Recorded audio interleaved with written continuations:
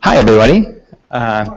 Welcome. Thanks for coming. It's great to have you here. And I'm really excited to have John Alton here this morning.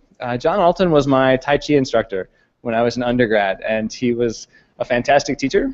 And we've stayed in touch for several years now. And he is visiting California and wanted to present this information that he's been researching to Google. This is his work on, well, Qigong, Tai Chi, and a Western version of that. I think it's really a nice fit for Google because he's tried really hard to take some of these ancient exercises and understand them from a Western perspective and apply science to them. So that's really nice. And with that, I'll let John take it away. Thanks, John. Thanks, Thad. Appreciate it.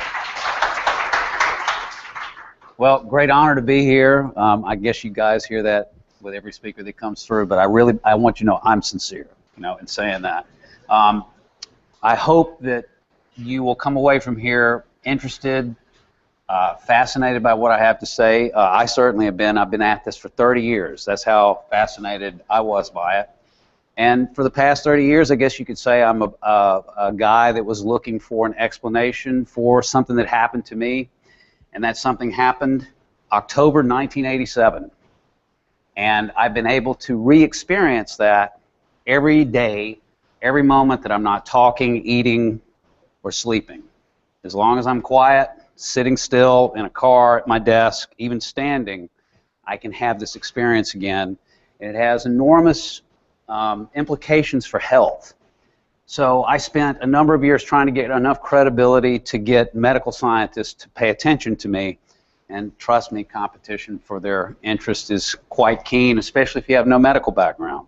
So I'm going to give you the story to this. First I'm going to give you the information in theory. Then I'm going to go sort of back into the data, the studies that have been done, which admittedly aren't a lot, but they are the beginning of something that I think will probably grow. And then move further into larger implications. I know that Google is interested in mindfulness, this is a big part of. This is an aspect that I think is probably the future. I'm going to be bold enough to step forward and say that. It's certainly going to be part of the future. It may not be the future. So without further ado, let me start. The title, and this is based on a book that I have. I've written 2 books before. One book was a memoir and was sort of an homage to my experience in China and to Chinese culture.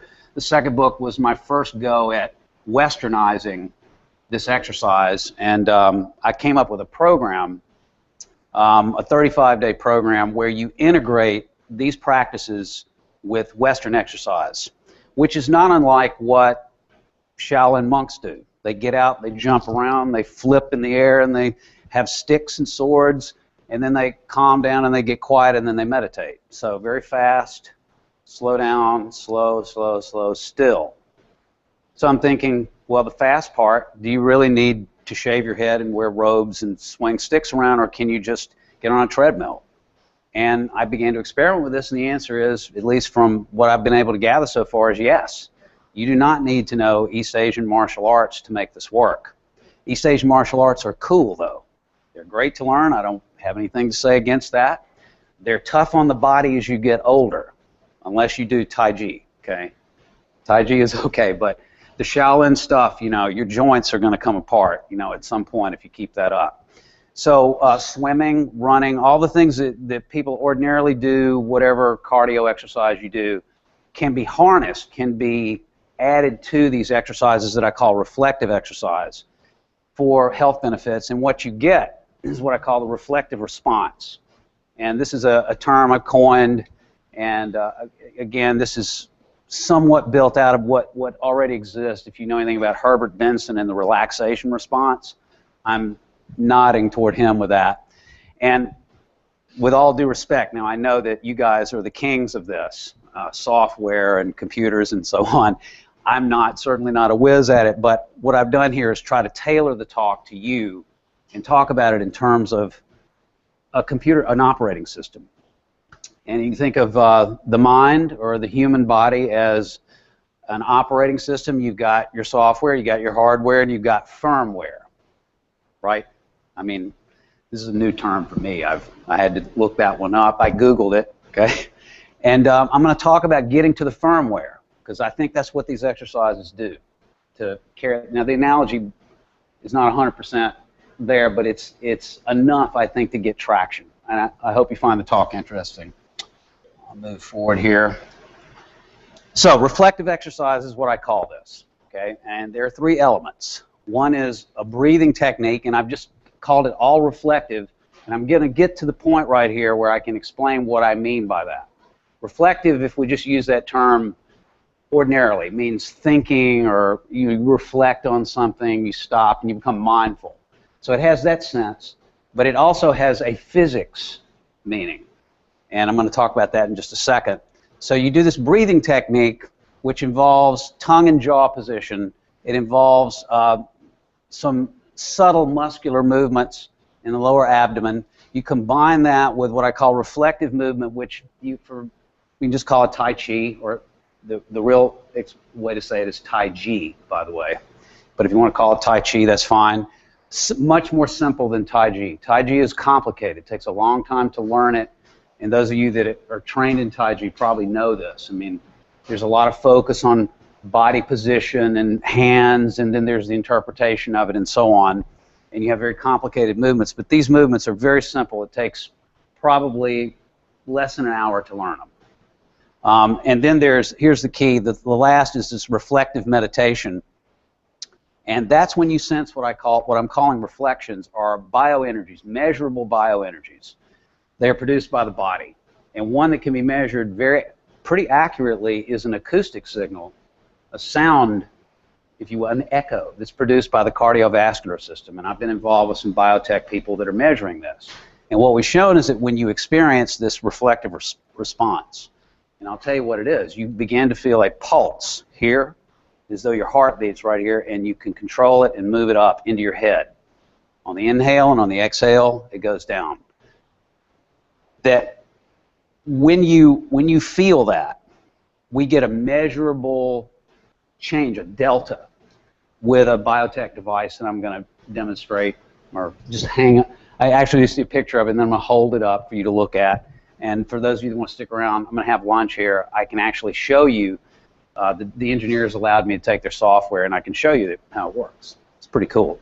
So these three elements, ABC, go together to produce a reflective response, or the pulse, as I want to call it. I've got it worked over the past 30 years. I've whittled it down to 8 sessions, and I can actually teach it, and we're talking 20 to 30 minutes per session. So if I were to double up, I could reduce it to 6 days. I'm sorry, 3 days, 6 sessions. So I've taught the UVA varsity swim team, and by day 4, and this is meeting once a day, when we get to day 4 where all 3 elements are working, 80 to 90% of these swimmers who are in incredible shape feel the reflective response. They get it. They're able to control this pulse, and they're able to do quite sophisticated things with it. Pretty surprising, and I'm going to try to break down the neurophysiology that would explain that later. I have a video that I put together myself. It's not too shabby. It definitely needs an upgrade at some point. And then here's the book format. It's still available. I published this in 2002. I'm proud of it, but it's a bit dated because I hadn't done any experimentation by then. It was all theory and anecdote. And so I've since done some real research with real medical researchers, and I'm pretty proud of that, which is why I'm going to have to upgrade and come out with another book. And currently sort of shopping the proposal around right now. So this is the reflective response and the image of it. So it's a pulse sensation that moves with the breath and focus while practicing reflective breathing.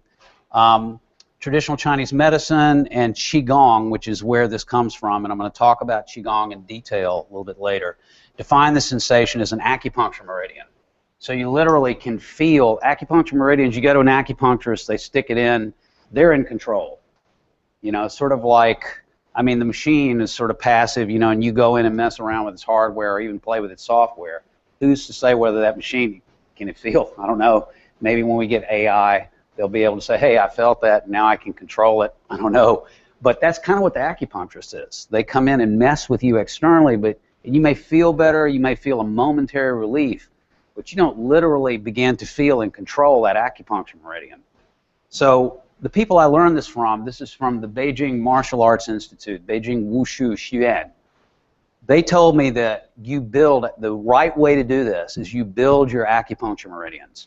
They lie passively in all of us, but as time goes by, those meridians become dull, and they become dull very quickly. And you can go to an acupuncturist and they can stimulate it and get it going, but it's going to eventually, they're not going to be able to do what you ought to be making happen.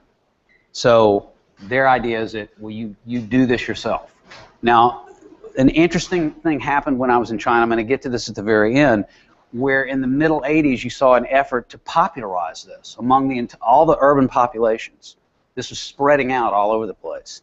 And it ended up having unforeseen consequences, and as a result, it's gone back in. This knowledge, worded very differently from the way I'm wording it, has gone back into seclusion, at least over there, and I have some things to say about that a little bit later on. Now I want to get to the medical part and the scientific part of why reflection is the best way to talk about this. So there's a physics to this, and it comes from this company right here, Empirical Technologies, and the people I'm working with. They began to focus on a cardiovascular concept called reflections, which is an echo that's set off by blood propulsing from the heart through the arterial tree, if you will, here. So it's a pipeline. And then you have these branches that go off like that, and if you know anything about sound or a force that travels along any medium, it's going to make a wave, and when it hits any kind of angle like that, you're going to get a delta. You're going to get a change. So the biggest change occurs here where you have this thoracic arch right here. So your arterial, you have a thoracic aorta right here, which it's a balloon. There are no muscles that work it. It's purely neurological and purely material. So it's made out of this elastic substance that will expand when the blood shoots up into it, and then based on its own physics begins to contract and squeezes that blood into various parts of your body. And I just talked to one of these guys before I left, and they said if you didn't have that arch, the force of the blood coming up would be so great that you would have an aneurysm. It would explode in your head. So it's there for a purpose. So anyway, I didn't know anything about this. I was sent to them by UVA Medical School to see if they could measure anything on me, and they were not interested in me. They weren't interested in any of this stuff. They were interested in trying to get their device to compete with catheters. If you go into the hospital, the best way they can take your central arterial pressure is with a catheter, which involves invasion. They have to stick it into your vein or into your artery, and then it reads it most accurately. The cuff that you get when you go to the doctor is an inaccurate and misleading measurement of your blood pressure. It's peripheral. The only way to get to the core, really and truly, is with this catheter. This is the way it's been explained to me. So in their technology, they found a way, a non-invasive way, and according to them, and they have the papers to prove it, they're compatible. They're actually able to get catheter-grade measurements. And what they do is they get these reflections, they have an algorithm, and they do derivative calculus on it, and they are able to get blood pressure, heartbeat, heart rate variability, respiration through variation in your blood pressure. So it's really a cool device, and it's very small. And they're trying to get it down to wristwatch size, which would be brilliant if they could do that. And the cool thing is if this device can measure your ability to control something like the reflective response, then you've got a great wellness tool, the two coming together. So that's kind of part of the plan right now. But that's what I mean by reflections here. That's just one part of it. Now, your body also produces electromagnetism. It produces heat. It produces acoustic signals that are going out into the air. We can certainly measure the heat. We have measured electromagnetism from the heart and the brain. Who's to say that the hands couldn't feel that? As you're sitting there right now, your body is producing a field that surrounds you, and we don't even know what this field does. We have no, we know that it's part of the inner body, the hardware, doing its thing on the firmware level where you don't have to think about it, you don't have to be aware of it, it's going. But when your field overlaps someone else, does anything happen? No one's asked those questions.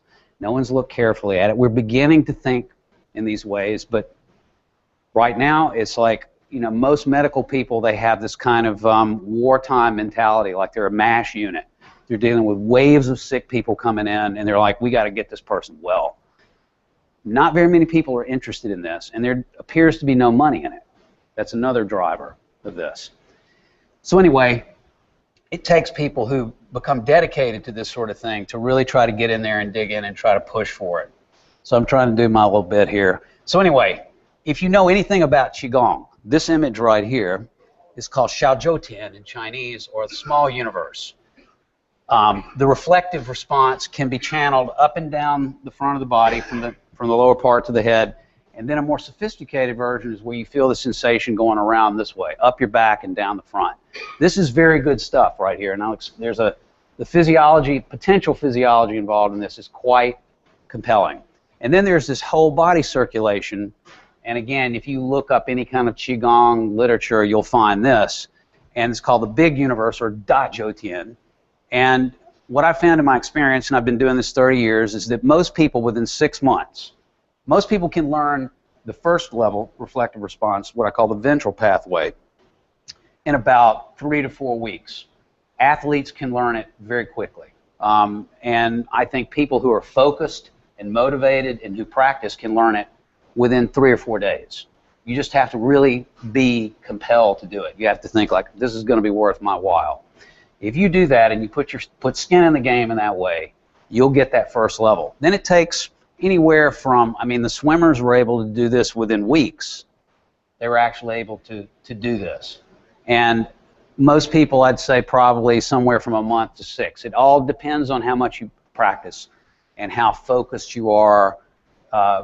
Condition has something to do with it, but I'll run into people every now and then who are not in great shape, who are able to experience these things. So I think the mind plays can perhaps even compensate for a lack of physical fitness. But physical fitness helps. That's why I encourage people to do unified fitness, which is to do regular exercise. Instead of spending 2 hours in a swimming pool or running for an hour, run for 20 to 30 minutes and then do 20 to 30 minutes of meditation. And if you do that, then you get a big jolt, like a big shot of espresso for this. And I'm not kidding. I mean, it is like that. It's this great healing sort of effect that you feel after you complete a unified fitness workout. So anyway, those are the different possibilities, but I'm going to focus largely on the first level here. So here's my metaphor, and this is the mind-body operating system. This is a very dumbed-down version of the human nervous system. My doctor friends all got really upset because I was leaving out all these details, you know, with this. But for my purposes right here, I took this from Wikipedia, so it's there for everybody to see. And I sort of edited out some things. But you can think of it this way. Okay, so your left side is the efferent, that means outgoing voluntary signals. I want to go do this. I want to go do that. I'm going to pick this up. I'm going to do this exercise. Think of that as your left side. And your right side is the afferent or input side. So signals coming from your insides, sensations from the peripheral nervous system, all flowing up. So whenever I use these expressions, think left side voluntary, efferent, output, and right side is the input side. So that kind of keeps things kind of simple. And really where we're going with this is down to this level right here, the autonomic nervous system. This is where we start getting into firmware. Okay? So if you decide, I'm going to go do X exercise, even if it's something like martial art or Tai Chi, you have to learn the movements. You have to listen to the teacher, and then your consciousness becomes involved in it. If you do mindfulness meditation, I saw a video of John Kabat-Zinn when he was here, and he was instructing people in it, and you had to listen to him. He was guiding you through, do this, so your conscious mind is involved. So that's that voluntary side, and it does have an impact on this level. But just take regular old exercise, like going for a run. If you do something like that, or if you lift weights, it takes up the whole operating system. It's an app that literally just gathers in all these aspects of the nervous system and does what you want to do. You can sort of think of it that way. So that's just normal exercise. And exercise sort of gets at the whole mind-body operating system. Now, if we look at the RFR, the reflective response within this context, you could do these exercises, which I would call Tai Chi. If you go and you study Tai Chi, it could just be a regular exercise. And you would still be hitting all of these. You see, it covers everything. So you're still getting at the autonomic nervous system, which has to do with stress and that sort of thing. But to get the RFR, you're right here. You've drilled down to this very deep level of involuntary nervous system and down to this parasympathetic, sympathetic level. So to get that, I mean, you can do Tai Chi, you can do any kind of exercise, and you're here. You're going to be in that triangle. To get over here, you have to experience something like this, where you literally are controlling deep physical hardware level processes that are in the body, and you have to be able to prove it. You can say, I feel this and that, but it might just be your imagination, which is the response I got from everyone when I came back and said, wow, I can feel this pulse and move it around. They were like, uh-huh, sure you can. Get the guys with the butterfly net right now. You know, I mean, that especially on the East Coast, okay? Nobody believes anything over there. So, should have gone here. Should have gone to the West Coast, but the competition was too fierce. That was, anyway, when we're down to this level, this color, we're talking firmware, sort of the firmware of the mind-body, so firmware, mind-body firmware right here. So this firmware, if my understanding is correct, and you can correct me if I'm wrong, is a kind of software that's so integrated into the CPU, into the processor, that it may as well be considered part of the processor, right? You can't, like if you got to replace the firmware, you may as well replace the hardware, something like that, right? Okay, forget, I don't want to get too technical because I might get beat up by you guys, so go with me on this, okay? Let's just go forward with it. So what that means is, in terms of hardware, okay, if we say that we're getting to the firmware, which means we're closer to the hardware, what does that mean? It means controlling the autonomic nervous system. That means you're controlling the diameter of your arterial tree. And we've shown this, that you literally can dilate it. Okay, and there are no muscles to do this. There's no way to muscularly, other than what's called a Valsalva maneuver, which is when you do that and bear down. Then you can exert lung pressure, can squeeze the aorta in that way. But what I'm talking about doing when you're meditating, there's no way. It takes a great deal, and then you can cause elevation in blood pressure and change the diameter of the thoracic aorta. But we're talking about using the nervous system, the autonomic nervous system, to affect the diameter of the artery, the core artery, heart rate, and blood pressure, all related. We're also talking about the ability to affect the cerebrospinal pressure and circulation. That would be that second level that I was talking about, the small universe. And then finally, and this is key, anti-inflammatory arm of the immune system. You're literally able to activate your personal storage of Advil, which is in your body, waiting to be secreted. And you can do it at will. And it's all by this very simple up and down movement of this sensation.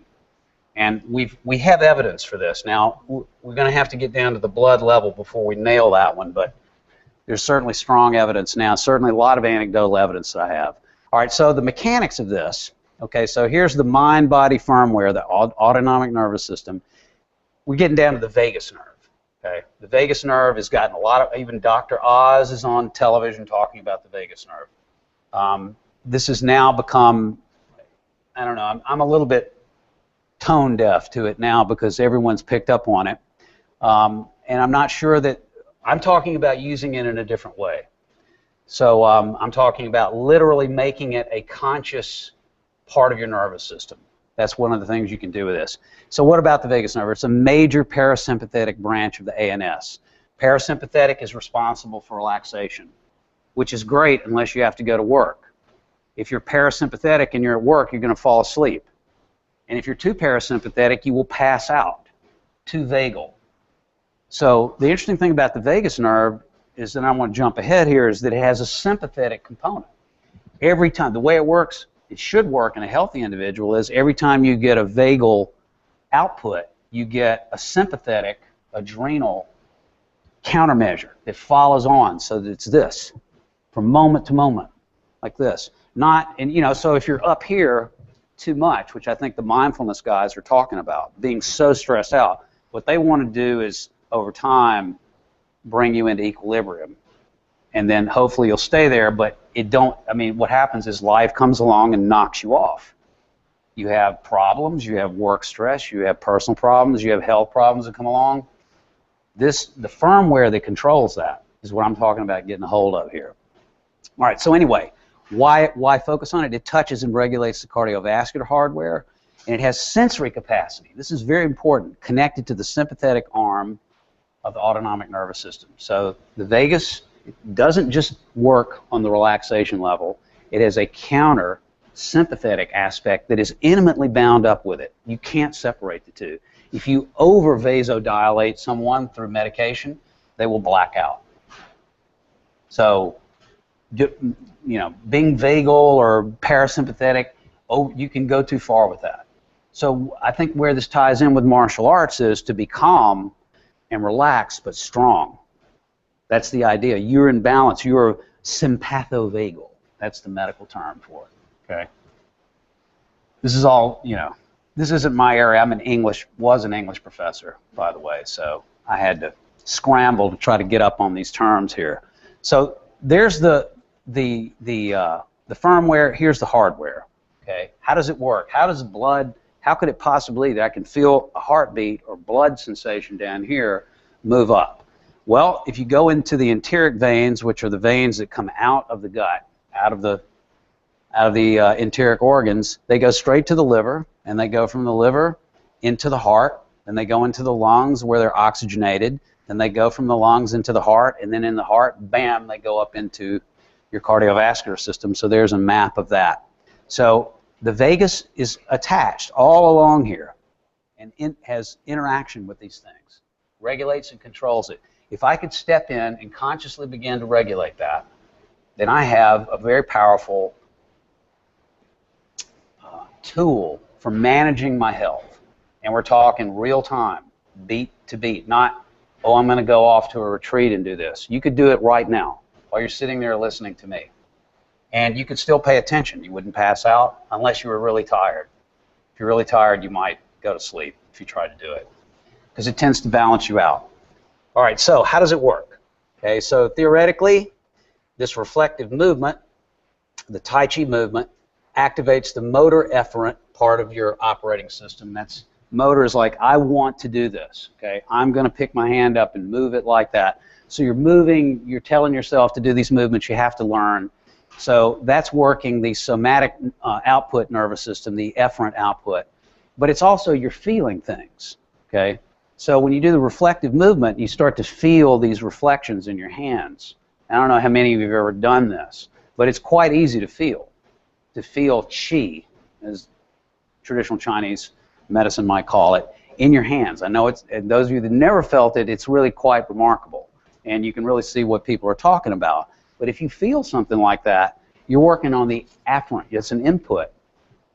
It's working that tactile part of the nervous system, but it's also working on a deeper level as well, because you have a sensation that goes up into your consciousness, and then anytime you feel something, it's going to cause all kinds of hocus pocus to take place down in your viscera. We don't even know what sort of impact that has. But if you go get a massage, for example, and someone touches you, and you get these sensations of someone moving or pushing on you like that, it has an effect on these deeper afferent processes that are part of that. Let me get this right here. Right side. You know, the input, unconscious, firmware side versus this more conscious, voluntary operating system side. So you put these two things together and you condition or activate, rather, this nerve center where you have motor, and it's right here in the superficial part of your brain. Whenever you do movement, it activates in the parietal lobe. You have motor, and then you have sensory right next to it. So if I'm moving, I'm activating that part of my brain along with stuff in the back. And when I feel something in my hand, right beside it, at least in terms of just brain anatomy, this other area lights up right in that spot right there. So you do that, and then you do the breathing at the same time. When you do the breathing, my theory is you're activating the vagus nerve. And when you do that, when you put these two things together, or rather, we've already talked about what the vagus does. The vagus stimulates sympathovagal activity, which then moderates your heart rate variability, which is if you look at someone's heart rate over time, it varies. It'll speed up and it'll slow down. And it'll speed up and slow down. And when you have robust heart rate variability, medical science has shown that that correlates to good health. When you have suppressed rhythms, bad health. And this is studies that have been done in lots of people, heart patients, cancer patients, healthy populations. The evidence bears it out. So having good heart rate variability is a good measure of your health on many, many levels. So the vagus modulates that, and blood pressure is the other thing, and blood pressure variability, which goes up and down as well through the dilation of the thoracic vessel. And just to make a point even further about the importance of this area, you know, in Buddhism, I asked a Buddhist teacher one time, I said, what's the most important chakra? He said, this, right here. And he even told me, he said, when you die, you collapse into this middle area. And I don't know about that, but this is an interesting correlation to the physiology. The thoracic aorta, when it dilates and fills up with blood, you have more energy, more oxygenated blood to be a better athlete, to do more activity. So the more expansive your thoracic aorta is, the more energy you're going to have.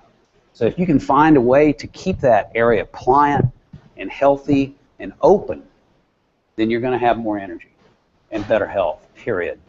So that's why blood pressure, and it's regulated by the vagus nerve. The vagus nerve, your baroreceptors, they're called, are right there on the thoracic aorta.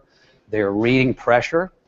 And what we've shown is that when you do reflective exercise, you literally, it appears that you may be able to consciously control the baroreceptors. They turn from a passive nerve into an active one, where you're able to go expand. You basically say, grow, and it swells up a little bit. Now, with the athletes, many of them have reported, the swimmers, that they have more energy when they experience this. So there's, a trickle of information on this. We're trying, I don't want to get too far off the beam, though, and all this stuff about the effect of the vagus nerve on all these blood factors is covered in this. I'll make these slides available, by the way, if you want to go in and check it out. This is the two big journals, or two big articles right here that deal with this. Herbert Benson at Harvard is important, and particularly in heart rate variability. That's one of the things he's come up with. So the theory is that you do A, B, C together, and then you basically create an association between the sympathovagal and this tactile motor sensory part of your brain, and as a result, you can activate simply, once you make this association, you can activate it by breathing. So you don't need to do all this.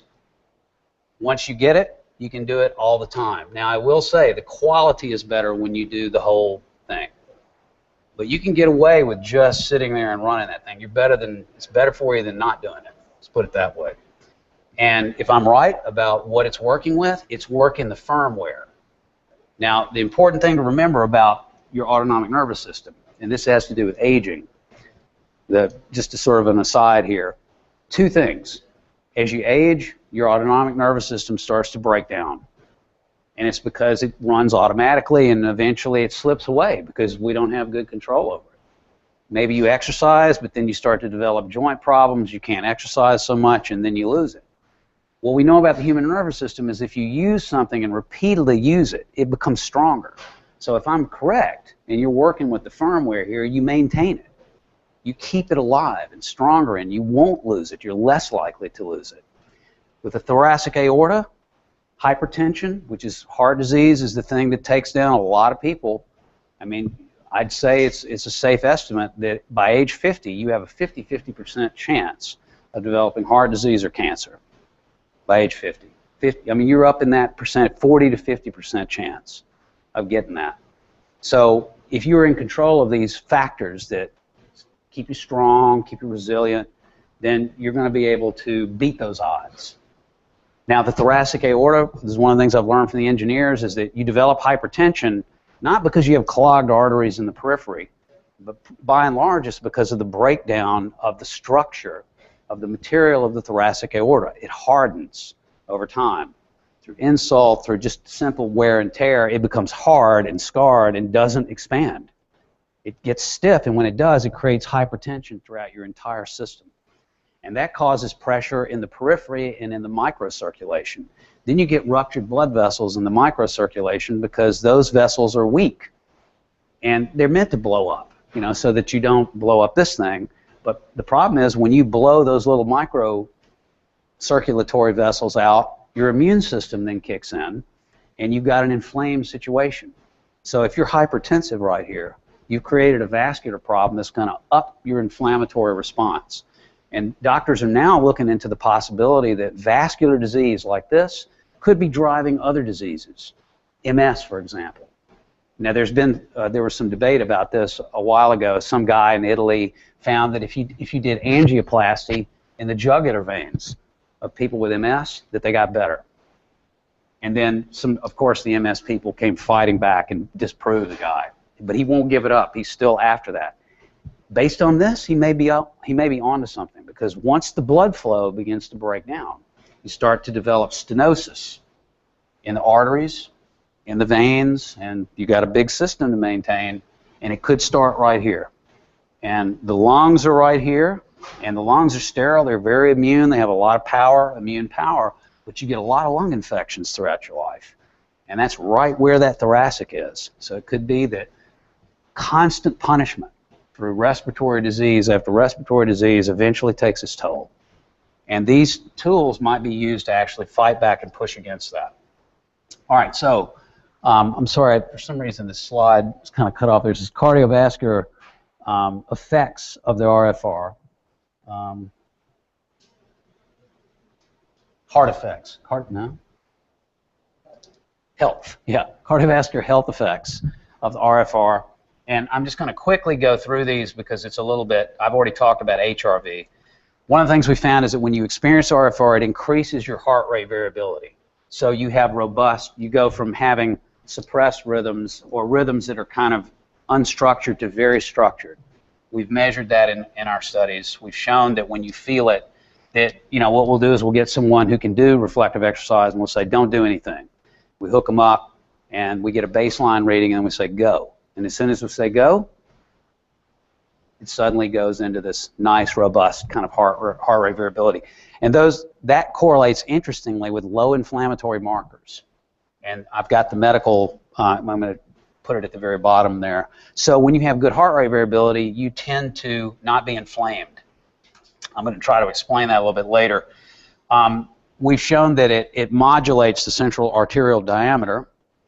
We've documented that. And a good, as I've told you before, having a good, open, elastic arterial tree is associated with healthy circulation, HRV, and I mentioned circadian rhythms, which is your rest activity. Rest activity cycles have been correlated with major health problems, bad circadian rhythms.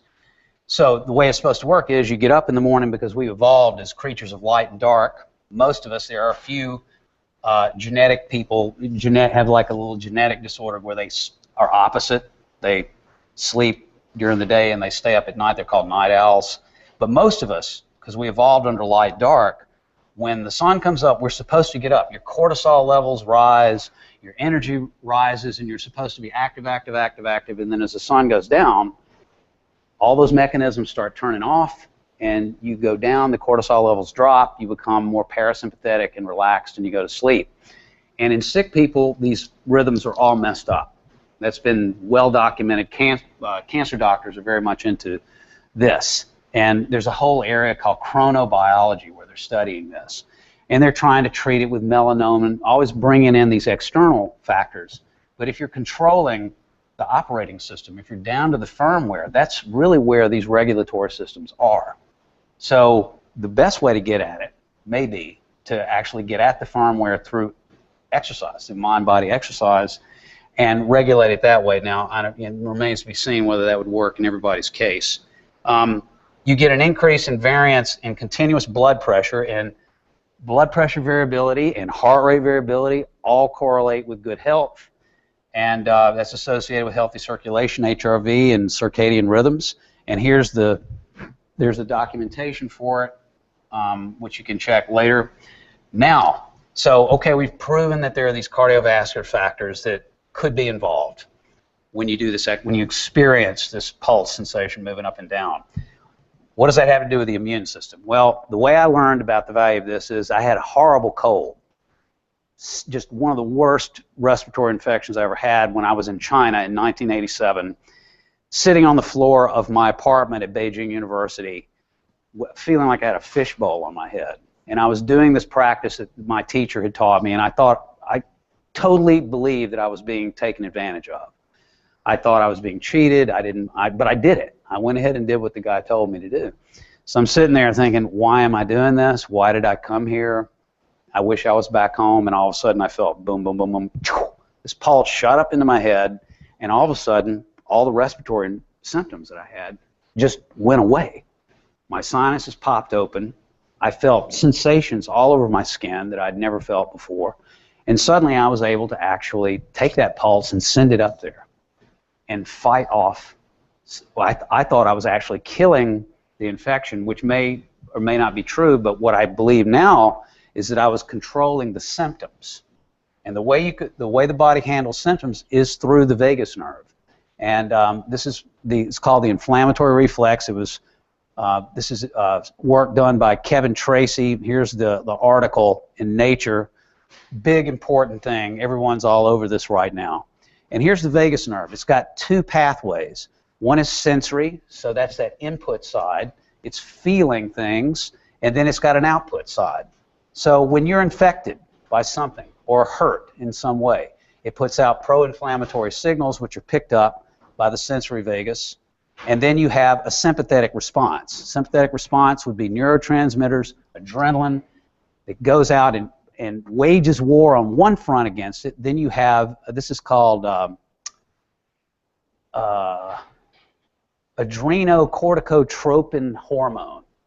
So that's what ACT is. So you got hormones coming at it another way, trying to burn it up. You've got neurotransmitters, which are picked up by the lymphocytes, cytokines, they're called little molecules, trying to burn the thing up. And then this is monitoring it. The sensory vagus is monitoring it. Now, if you've ever felt a cramp, you're running around or you have a stomach ache, that proves that you have sensory ability. Inside, your viscera has the ability to sense things like that. So it's doing this on a micro level, and then here comes acetylcholine, which is the anti-inflammatory. This is the medicine. So you've got a burning kind of activity going right here, and then you have a watering down to try to bring it back into balance. And a good way to imagine it is you've got pro-inflammation happening at one point, fighting against the infection or the insult, and then you have an anti-inflammatory follow-on, which tries to bring it back into balance.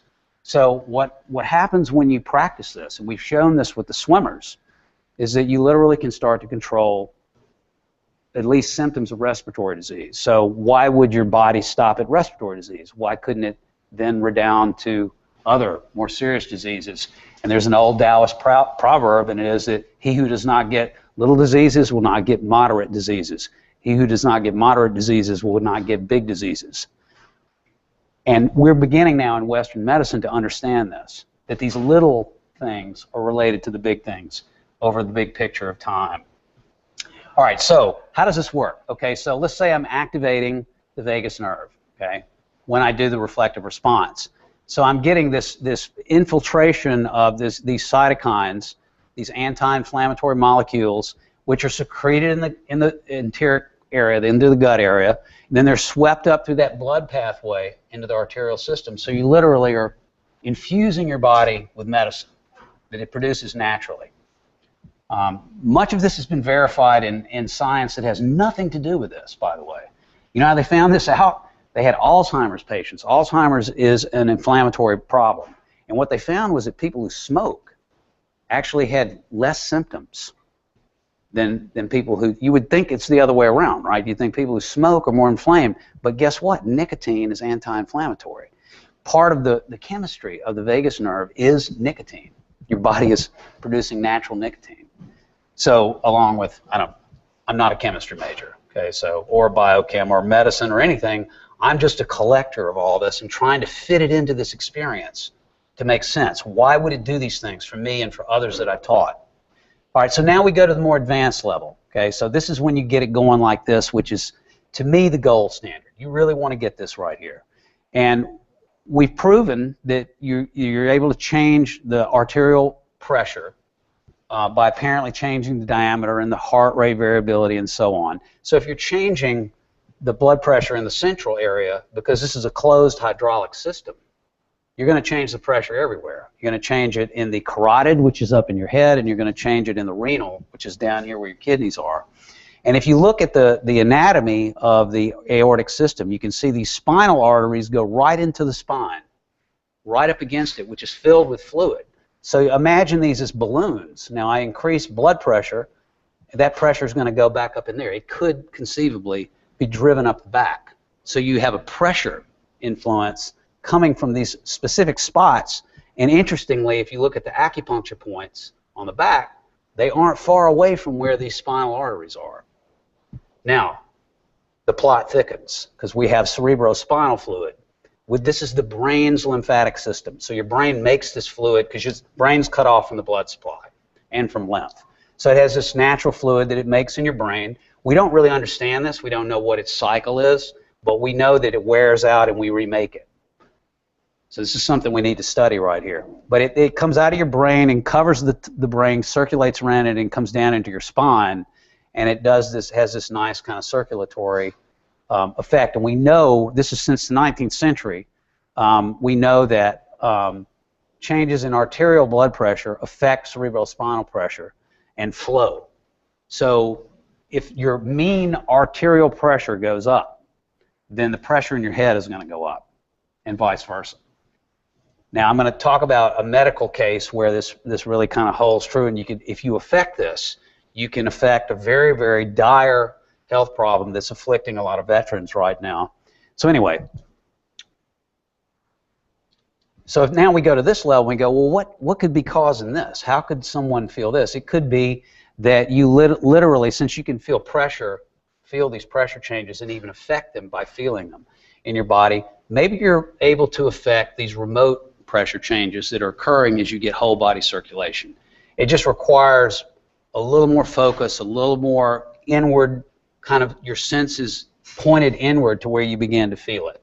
And it grows naturally if you just keep the practice up. And with a little direction, you're able to do it.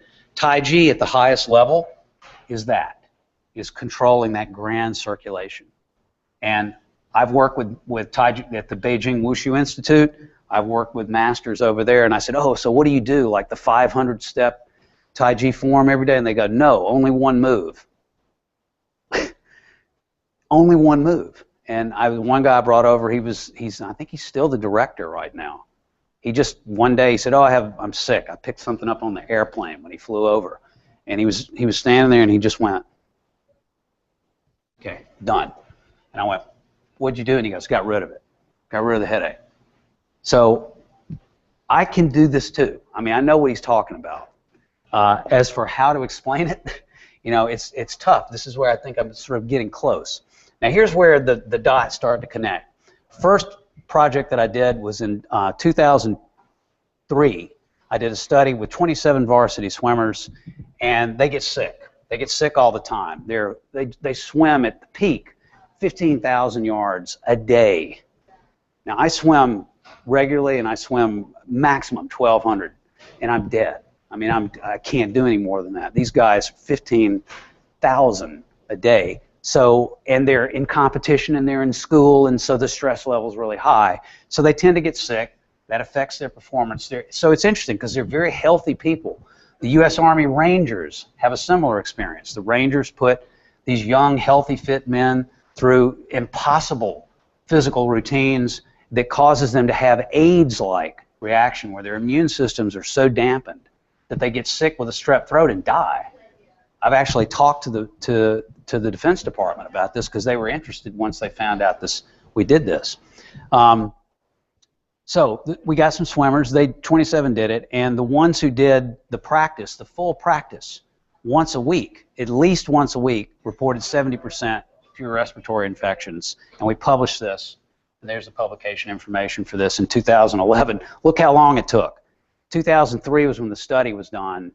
2011 was when I wasn't the lead author on it. So the lead author just kind of sat on it. I'm finding out that collaborations tend to work that way.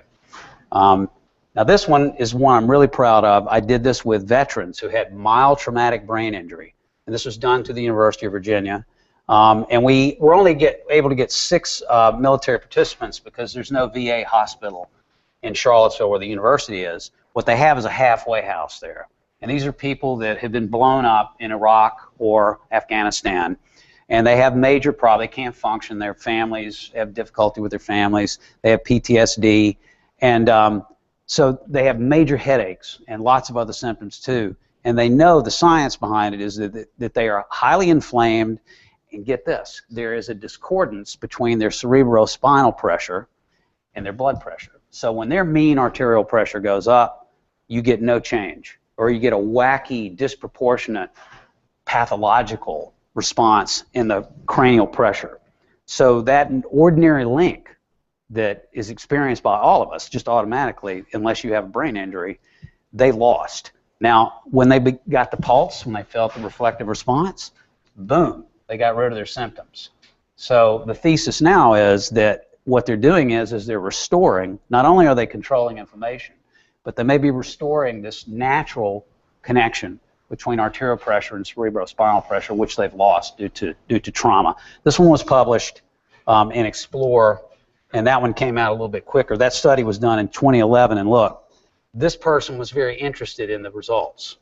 She's a U.S. Army major who wants to do further research in it.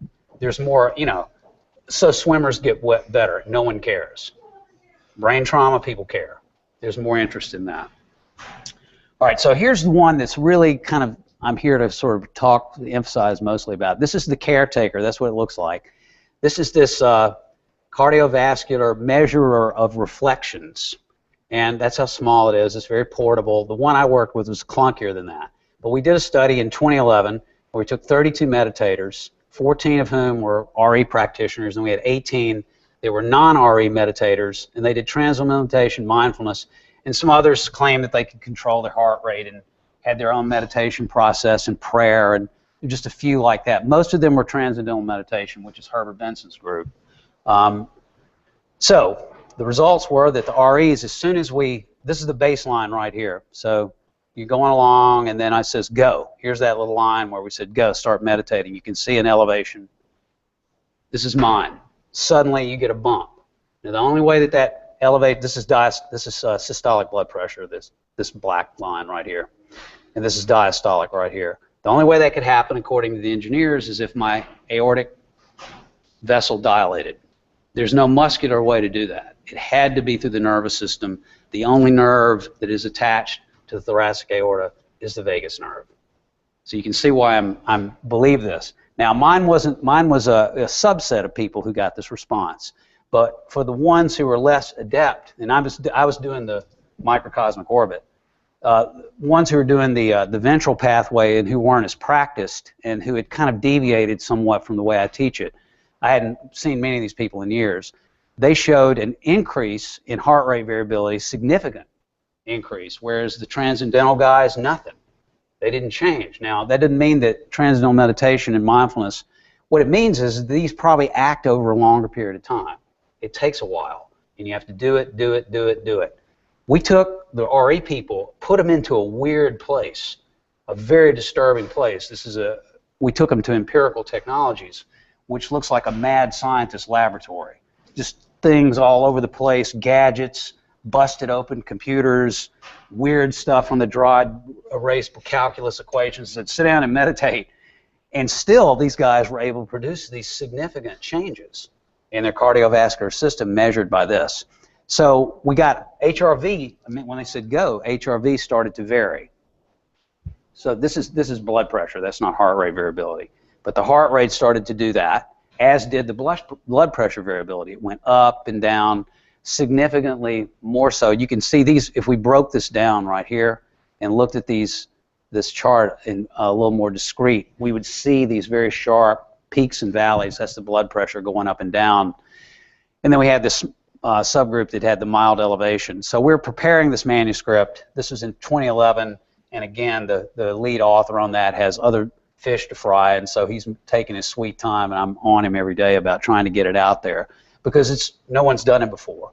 So we just did a new study. We got funded by the Contemplative Sciences Center at UVA, which is sort of the new thing in higher education now. They are trying to capitalize on people with this knowledge, driven largely by University of Virginia is tightly associated with the Dalai Lama and with Buddhism.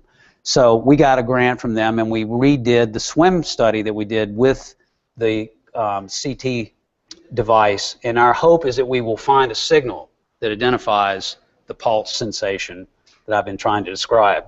Now I'm going to move into more remote areas of discussion. Let's see how we're doing here. I'm running really late here. So here's a possibility. We know that the vagus nerve and the inflammatory reflex occurs in the gut. That's where the vagus nerve secretes all that joy juice down there that makes you anti-inflamed. Well, we also know that there are lots of nasty and good bugs down in there, fauna and flora, known as the microbiome. And there's a whole new institute at NIH now that's looking at this. And it turns out that each of us have somewhere between 2 to 4 pounds of this stuff in our gut. That's primarily where it is. It's all over the place. But they are in charge to an extent. They are telling you and sending signals to your brain through the enteric nervous system, which is this cloud of nerves that surround the gut, which then in turn talk to the vagus nerve. It could very well be that problems like obesity and whatnot are driven by the content of the microbiome. And they've already done studies where they've done poop transplants, they've tried changing people's diets, and they've found some very interesting things. One suggestion I have is that controlling the vagus nerve is literally controlling the outputs into that. You're basically feeding them the chemicals that are going to upregulate the good guys and downregulate the bad guys. Now, I'm not just making this up. I have some evidence to base this on. If you have children, you're going to get health problems, from changing diapers to the stress level to being waked up at night. And then if they go to school, then they bring stuff home from school. And if you cook in the kitchen, you're going to, and if you eat meat, you're going to get, and even if you eat vegetables, you're going to pick up probably E. coli at some point. So I've been hit by these things. I'm not immune. I get hit by these things. The difference between me and many others is that I can do something about it with these exercises. So I've been infected in the stomach plenty of times. Another way that I get infected is, this is another interesting thing, is I overtrain. When you overtrain, you dehydrate the gut lining. It becomes dry. When the gut lining becomes dry, it splits open, bacteria spill out into your bloodstream, creating a septic infection, creating a pro-inflammatory response, creating pain.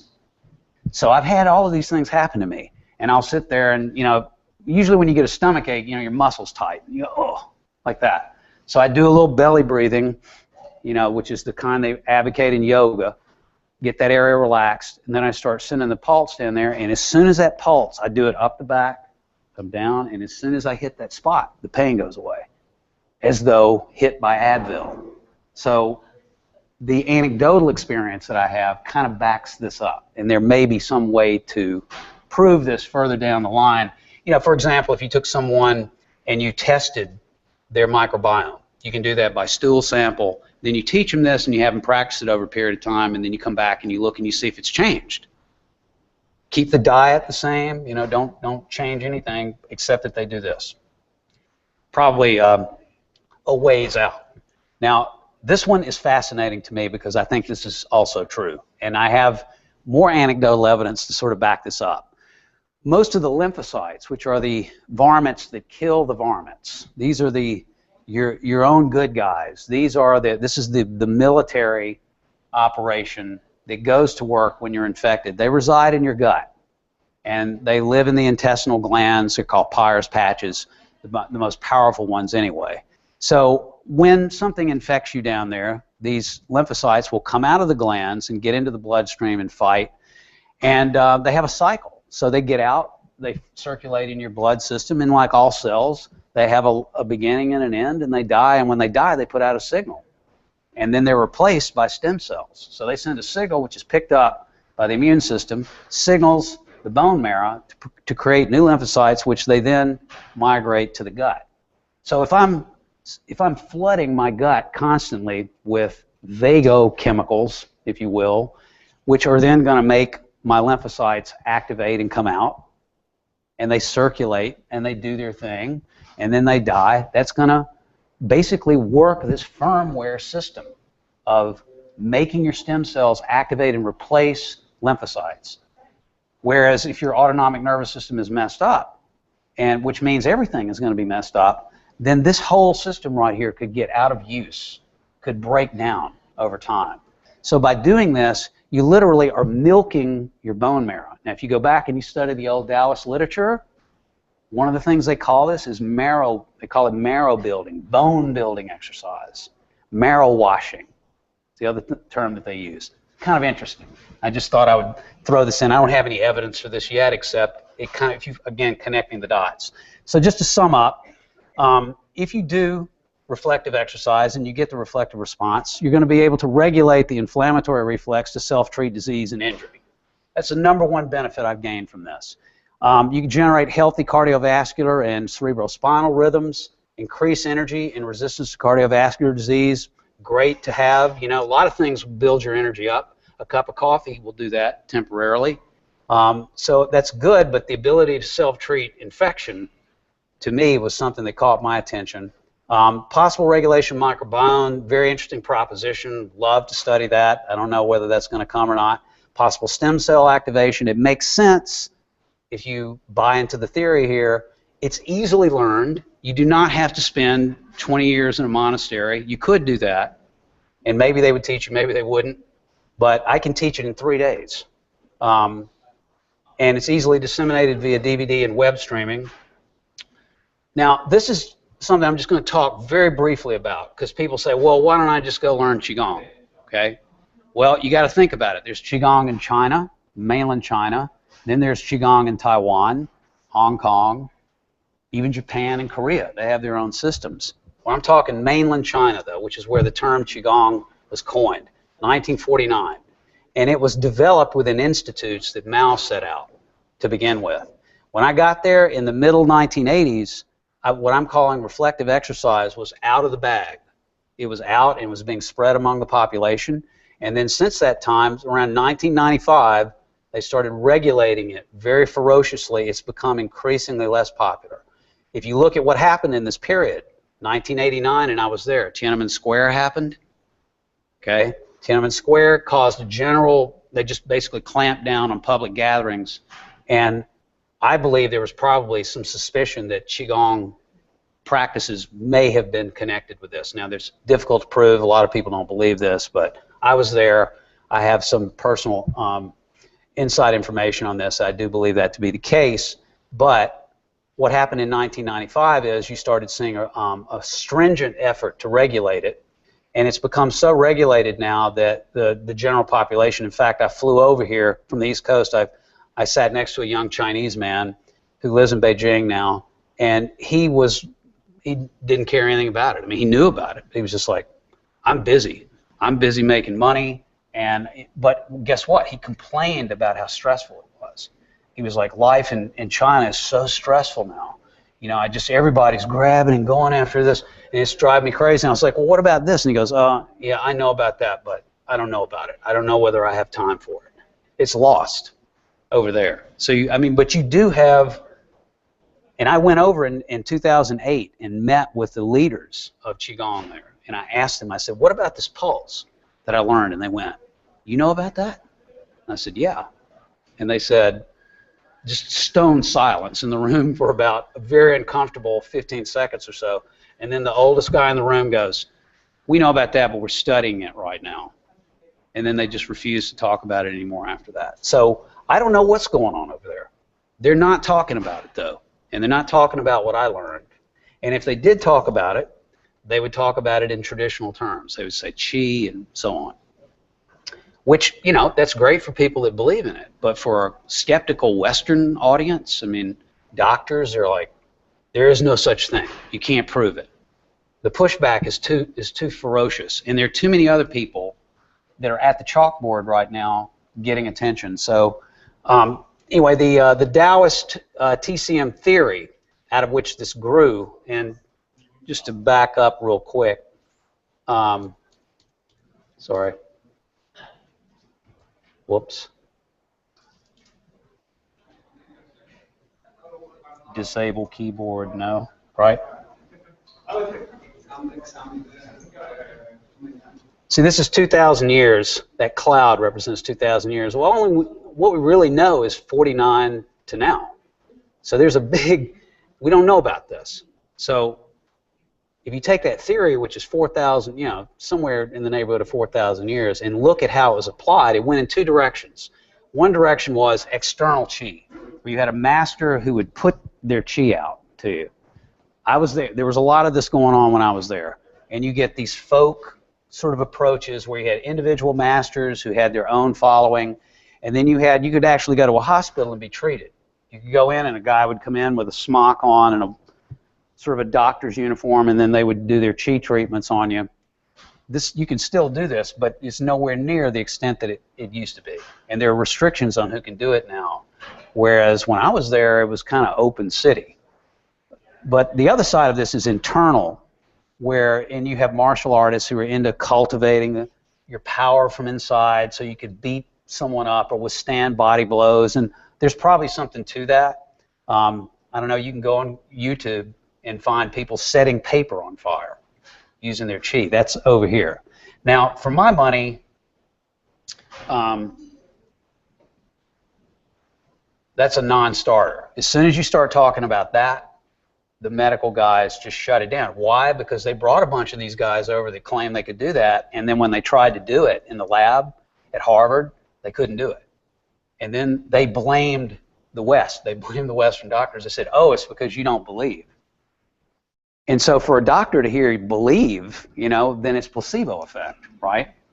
So just, it was interesting. And ne'er the twain shall meet. That expression tends to come to mind. And the Qigong masters are very proud. They were like, nope, I'm not going to do it, and just left. And their arguments now, you can find arguments that say that skepticism kills Qi. Now, you know that, I mean, like really hard, mean-spirited people, this is what mindfulness is about. They literally are talking about buzzkill, right? That's kind of what, maybe there's something to it, but I mean, if a guy can set a piece of paper on fire, you could think he at least could have warmed up a cup of water or something. Maybe not set the, you know, even with the skepticism in the room. I have to say, there may be something to that. Again, that's just as an aside. So anyway, I followed this pathway, the professional martial artists that I train with over there, and then my argument is that we should really be focusing on what we can measure, and that's what reflective exercise is. Now that's over there. Over here, we had Qigong that entered the mainstream through U.S. military who were stationed in Japan and Korea and Taiwan. They were the first ones to come here, and they brought with them, they got to the chalkboard first, and then we had East Asian diaspora. We had Chinese people who were already over here, and various East Asian denominations, people of various East Asian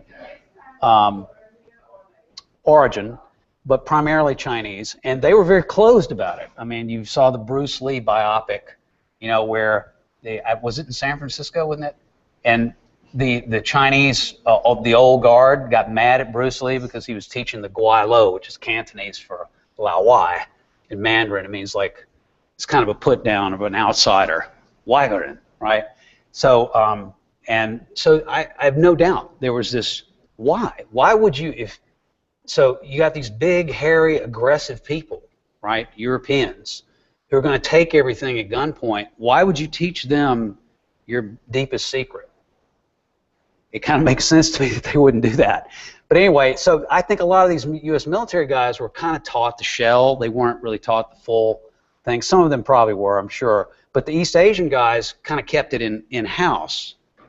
Certainly the Qigong part. And Bruce Lee, famously, didn't believe it. Tai Chi said, Tai Chi is for fat old men, and he punched out an old man on Hong Kong I think you can see this on YouTube. He punched out some grandmaster on, and then, you know, gloated. He was very Western in the way that he acted about it.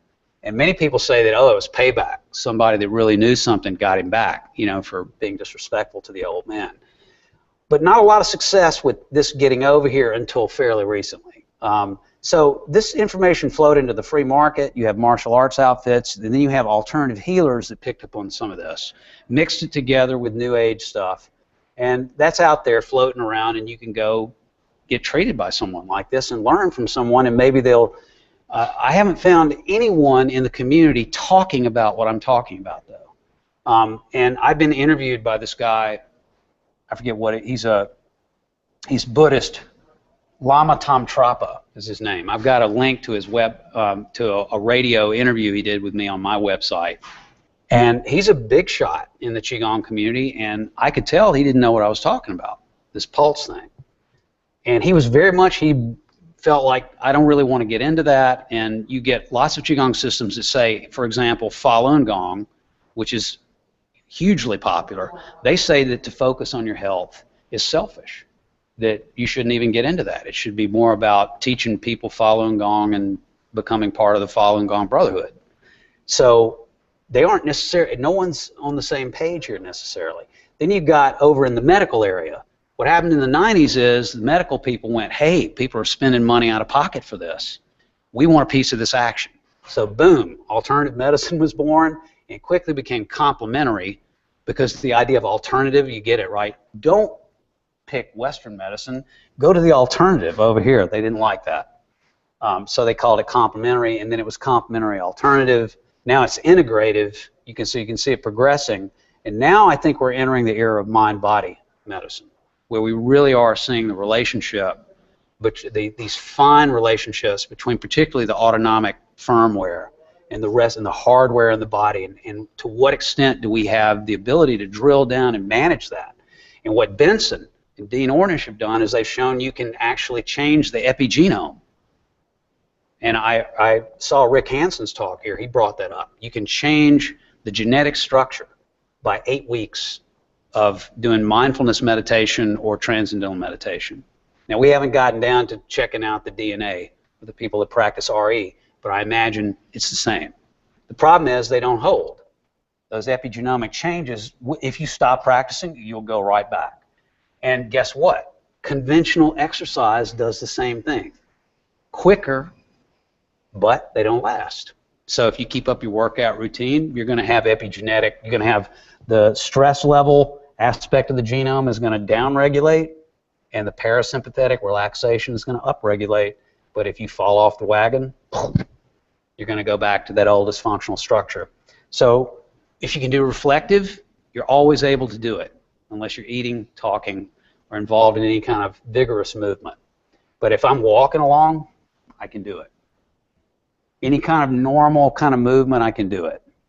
I can even do it with martial arts. Now I'm coming to the very end here. So this is the architecture that we have so far of the mind-body operating system with the firmware architecture.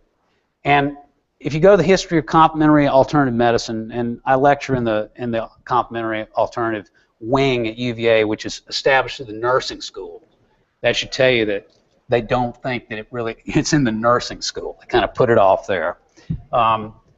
What they found is, as I said, conventional exercise, best medicine. Clearly, the evidence shows if you exercise regularly, you're going to do the best that we, apparently, at least what we've been able to study.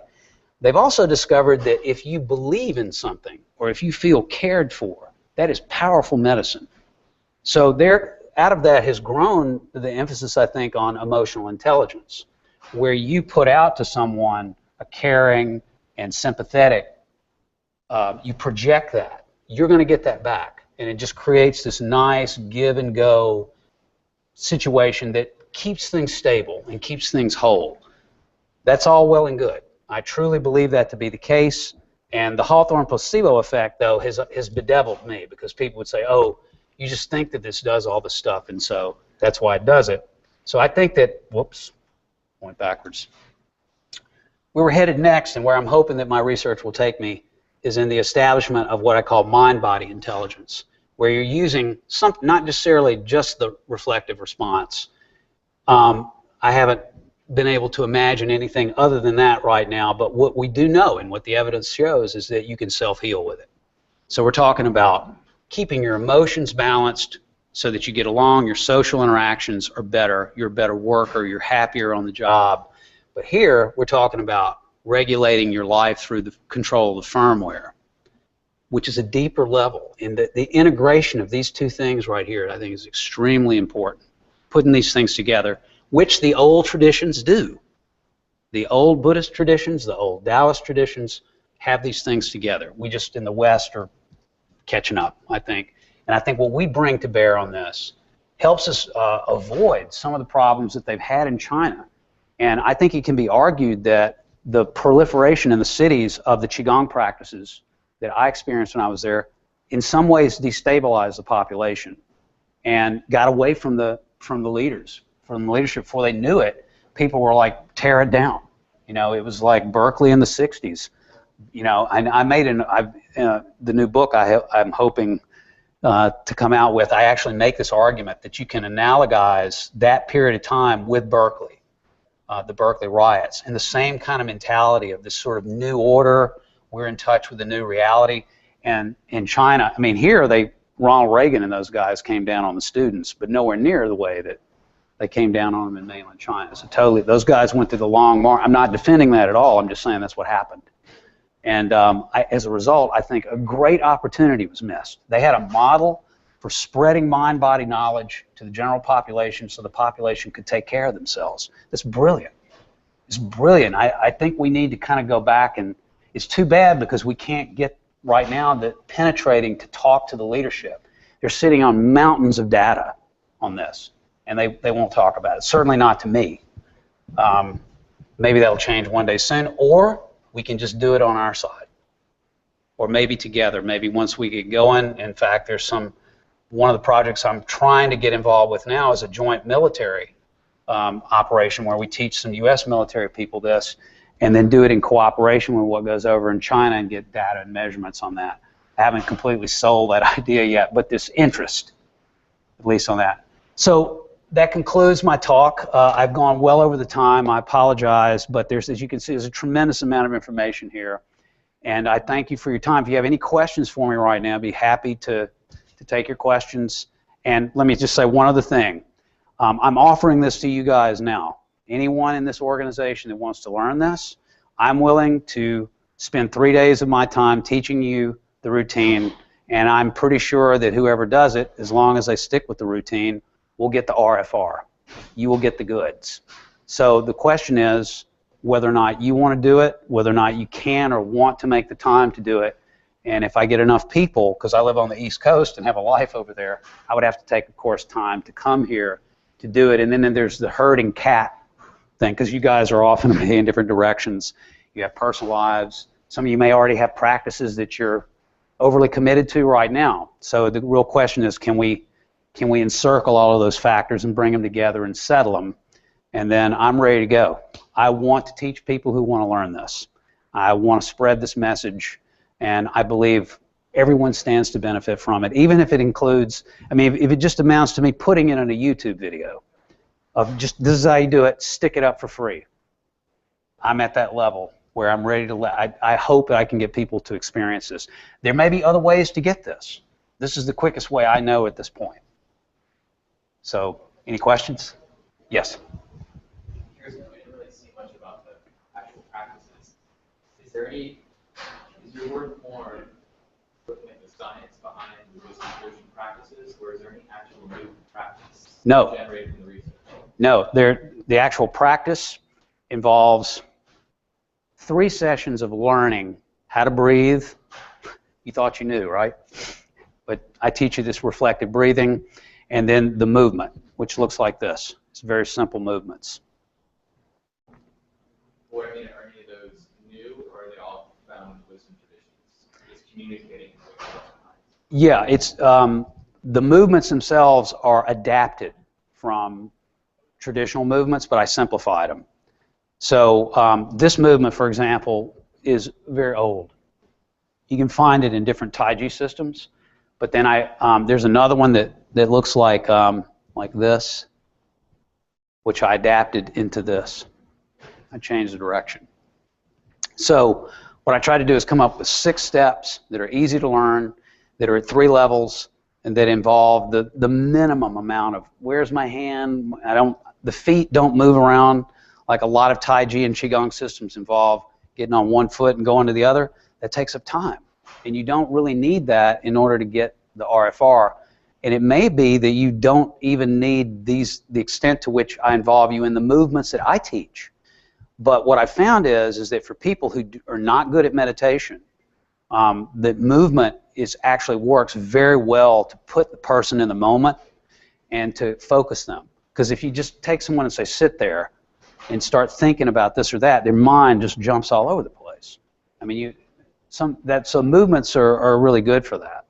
But no, the movements are mine, semi-adapted from other things that other practices. Yes? What the success rate of someone actually being able to get the RFR experience after those 3 days? Success in terms of healing and so on? Yeah. Well, in terms of the research that I've done, I mean, I used to have a studio, and I would teach large numbers, and I had the loyal, you know, the people that if I asked them to shave their head with carnations, would put a sheet on and stand in the airport. They're the loyal people like that, you know. I mean, those people had tremendous success. And the problem is that you tend to get into this guru situation if you run a dojo, if you run a system like that. And I didn't want that. I wanted to kind of break it down. So with people who are, and plus you can't separate the placebo. If someone likes me and enjoys my teaching, I couldn't separate that out. So I come into cold, into people who really probably, they're like, why, like the swimmers, they don't like me. As soon as I show up, they're like, another thing? Who is this guy? What does this have to do with swimming? So there's this real animosity, and they bristle a lot. But, you know, by the time it's over, they're like, yeah, I can feel it. Now, will they stick with it? Okay.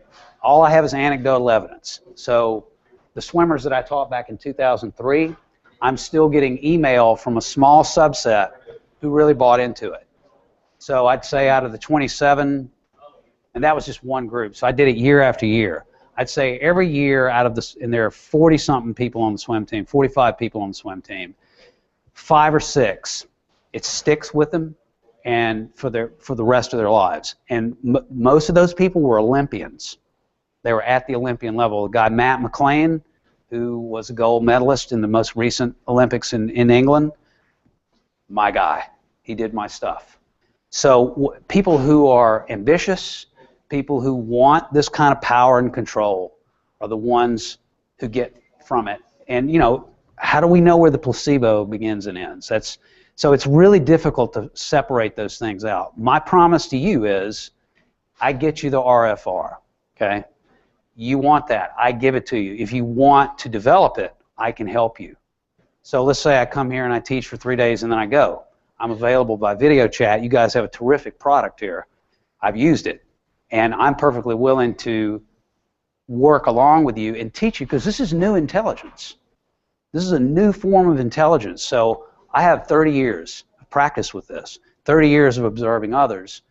I'm valuable. You need me. You need to know what happens when you use this and what happens when you feel this. So for example, if you have a head cold and you take the pulse and you send it up to your head, what you may feel is that the infection moves, literally moves. So you'll go, and your right sinus is sort of stopped up. It'll go over to the left side. And you'll go, wow, how did that happen? And then you send the pulse up, and then it'll go back to the other side. And then you go, okay, there it is. You send the pulse at it, and then it may go down into your throat. And you feel like, wow, my gland's kind of swollen here. And then you hit it over there, and then it moves over here. And then the next thing you know, you wake up tomorrow, and all the symptoms are gone, but you have a zit in your ear. You need information like that from me, so that otherwise you would think, like, what have I gotten into? Now you can see where people will use mystical explanations for this.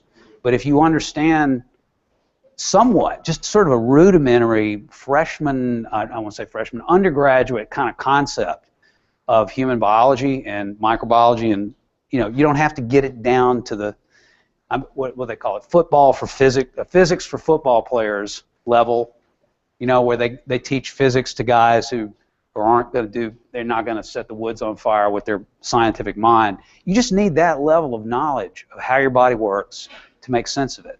I can provide that, and I can also go further. I'm actually a little smarter than the football physics, level. So I provide that backup for you and the techniques for moving on. But to be quite frank, you could find someone here. If I teach you and you get the RFR and you're good at it, very quickly I could get you to the second level, and then you can go take Tai Chi from anybody. And we all know this is next best at San Francisco, Taiwan, mainland China are probably the best places to go to get the real deal, right? So you could go study from anyone around here, and they might be offended if you're, training with me. They might go, you shouldn't be training with me because you're not.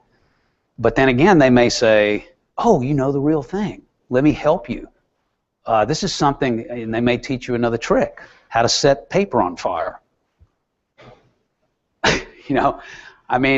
I've met some of these guys. I met a guy that took a spoon and just melted it. He held a spoon and he just blew his belly out like this. He went, and it went, and melted. This was at a dinner party. Now, it could have been a trick, but I was sitting right there when he did it. I must say, though, I just don't think that's the way to go with this. We're talking about giving people the tools to regulate the chemistry, the biochemistry of the body.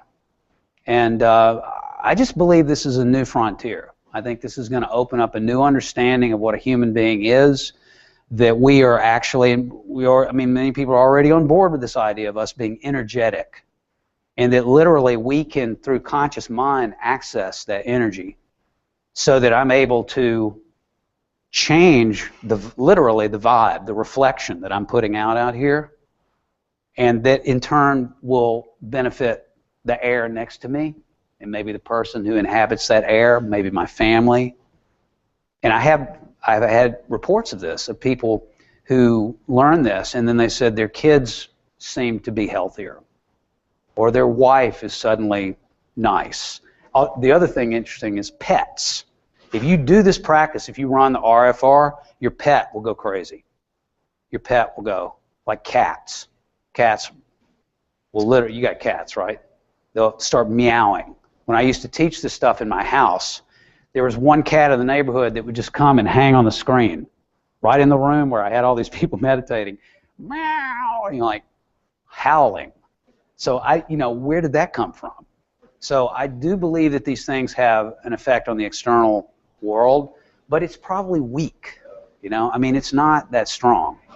The main thing is that you want to be strong and find ways to keep yourself stable. And I think the mindfulness practices that they've already got in place here are terrific. Those are the social skills that you need. You treat people politely. You're modest. You don't come across like, new kid on the block type thing, which is a problem I've had major problems with that in the past. Being short and in the martial arts world, that's a bad combination right there in the West anyway. So I tend to have a big chip on the shoulder, and I found that since I've been able to back away from that posture, things work a lot better for me as well. So this is just, I think, that next step where you're able to control sore throats, strep infections, these little things that come along, and perhaps even resist chronic disease in midlife.